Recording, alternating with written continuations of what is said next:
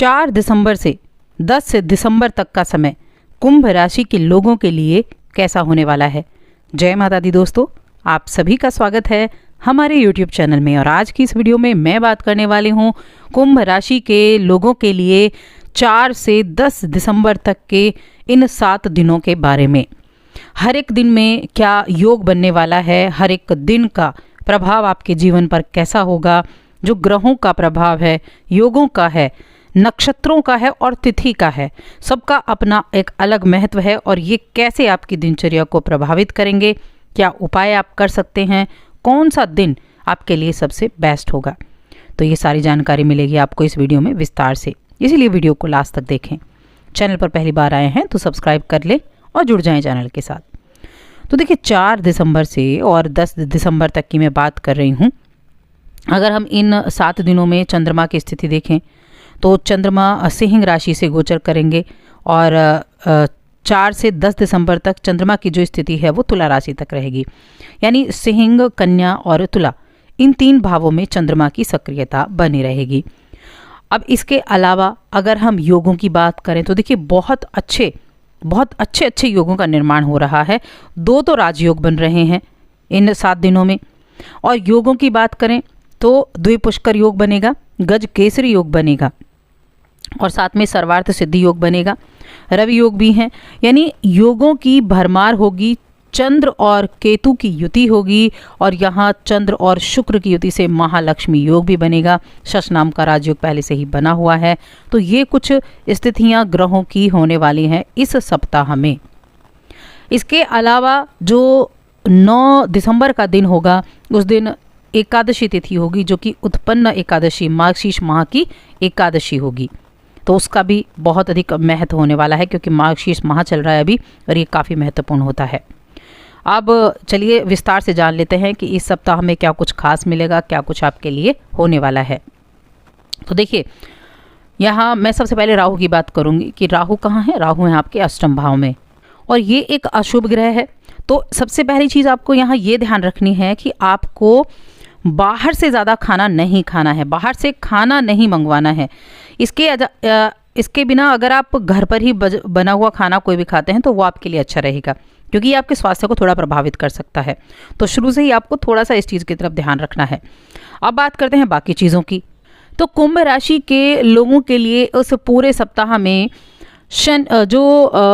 यहाँ आपका जो 10वां भाव है, यह मंगल और सूर्य दोनों विराजमान रहेंगे और भाग्य भाव में जो आपके भाग्य के स्वामी हैं यानी कि शुक्र ग्रह हैं वो विराजमान हैं ही। तो ये सफलता देने वाला सप्ताह आपके लिए रहेगा, आर्थिक रूप से सफलता देने वाला। आपको काफ़ी राहत देखने को मिलेगी इस सप्ताह में। और कुछ ऐसी चीज़ें होंगी जैसे आपका कहीं पैसा अगर अटका हुआ था तो वापस मिल सकता है, पुराना अटका हुआ पैसा आपको वापस मिलेगा। इसके अलावा वाहन खरीदारी करना चाहते हैं तो वाहन खरीदने के भी योग बनते हुए दिखाई दे रहे हैं। प्रॉपर्टी संबंधित कामों के लिए भी ये सप्ताह बहुत अच्छा दिखाई दे रहा है। या फिर नया बिजनेस शुरू करना चाहते हैं, अपने बिजनेस का विस्तार करना चाहते हैं तो ज़रूर करें। उसमें आपके लिए यहाँ जो स्थितियाँ हैं ना ग्रहों की, वो बहुत ही अच्छी बनी हुई हैं। नौकरी पेशा लोगों को थोड़ी सी सावधानी ज़रूर रखनी है क्योंकि आपके बॉस से आपकी अनबन हो सकती है, किसी बात को लेकर कहासुनी हो सकती है। तो वहाँ थोड़ा सा संयम रखते हुए चलेंगे ना तो अच्छा रहेगा और चीज़ें बहुत ही आसानी से ठीक हो जाएंगी। लेकिन अगर आपने संयम नहीं रखना तो चीज़ें बिगड़ जाएंगी, तो थोड़ा सा ध्यान रखना है। बाकी पारिवारिक स्थिति अगर देखेंगे तो पारिवारिक स्थिति आपके लिए बहुत ही बेहतर दिखाई दे रही है, बहुत ही उत्तम दिखाई दे रही है। आप एक नई शुरुआत कर सकते हैं इस सप्ताह में और साथ में शांत रहकर नई तरीकों को खोजने का काम भी करेंगे। आप कह सकते हैं एक नई शुरुआत भी हो सकती है आपकी। जिन लोगों को अपने काम की शुरुआत करनी है ना, उनके लिए काफ़ी अच्छा ये सप्ताह रहने वाला है। कार्यस्थल हो गया, आपके घर का माहौल हो गया, या ठीक ठाक समय रहेगा। आपके अंदर एनर्जी तो भरपूर होगी, उस एनर्जी का आप प्रयोग अच्छी चीज़ों के लिए करेंगे तो आपको अच्छे रिजल्ट उनके प्राप्त होंगे। और अपने स्वास्थ्य को जितना अधिक बेहतर बनाने पर काम करेंगे उतना ज़्यादा अच्छा रहेगा, क्योंकि आपका स्वास्थ्य अच्छा रहेगा तो आप हर एक चीज़ पर अच्छे से ध्यान भी दे पाएंगे। अब यहाँ इस सप्ताह में आपकी जो योजनाएं हैं, जिन कामों को आप करना चाहते हैं, उनको गुप्त रखने की बहुत आवश्यकता है। वरना क्या होता है, अगर आप अपनी योजनाओं को पहले से ही लोगों को बता देते हैं तो उसमें बाधाएं आने के चांसेस बहुत ज़्यादा होते हैं। तो जब तक आपका काम पूरा ना हो जाए, कार्य पूर्ण ना हो जाए, तब तक आपको किसी को नहीं बताना है। आर्थिक लाभ की दृष्टि से तो ये सप्ताह अच्छा रहेगा। और सप्ताह का जो पूर्वार्ध का समय है वहाँ आप भौतिक सुख, संसाधनों की वस्तुओं पर, घर की मरम्मत पर, ऐसी कुछ चीज़ों पर अपनी जमा पूंजी खर्च करने वाले हैं, यानी पैसों का खर्चा करने वाले हैं। और साथ में नई संपत्ति के क्रय या किसी भूमि या भवन के क्रय विक्रय की योजना भी आप बना सकते हैं। ऐसी कोई बड़ी डील आप इस सप्ताह में करने के बारे में सोच विचार कर सकते हैं। तो आप बस सावधानी पूर्वक करें तो चीज़ें अच्छी रहेंगी। आपको खुद पर कॉन्फिडेंस होना चाहिए और सारी चीज़ें देख दाख कर करेंगे तो वाकई में आपको कोई बहुत बड़ा प्रॉफिट हो सकता है। बेरोज़गार जातक हैं, रोजी रोज़गार के लिए बहुत भागा दौड़ी कर रहे हैं, परेशान भी हो रहे हैं, तो उत्तरार्ध के समय में आपको कुछ अच्छी खबर सुनने को मिल सकती है। लेकिन अगर आप किसी तरह के वाद विवाद से जुड़ते हैं किसी के साथ तो कोर्ट कचहरी के चक्कर भी काटने पड़ सकते हैं, तो इस चीज़ का तो ध्यान आपको अच्छे से रखना होगा।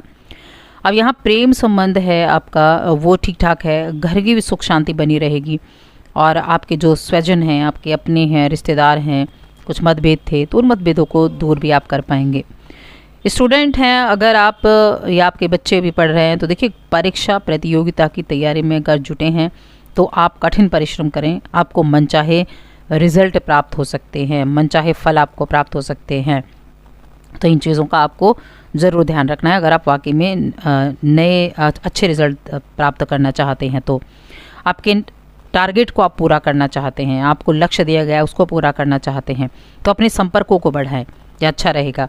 और बुध 11वें भाव में है तो 11वें भाव में जो ये समय होगा रचनात्मक विषयों से जुड़ी पढ़ाई कर रहे स्टूडेंट्स के लिए बहुत अच्छा है। आपको जो परेशानियां थीं पढ़ाई में वो दूर हो जाएंगी, भरपूर सफलता प्राप्त हो पाएगी।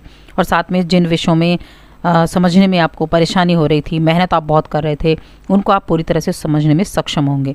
तो स्टूडेंट्स के लिए यहाँ बुध काफ़ी अच्छे रिजल्ट देने वाले हैं, बुध की तरफ से आपके लिए अच्छा रहेगा।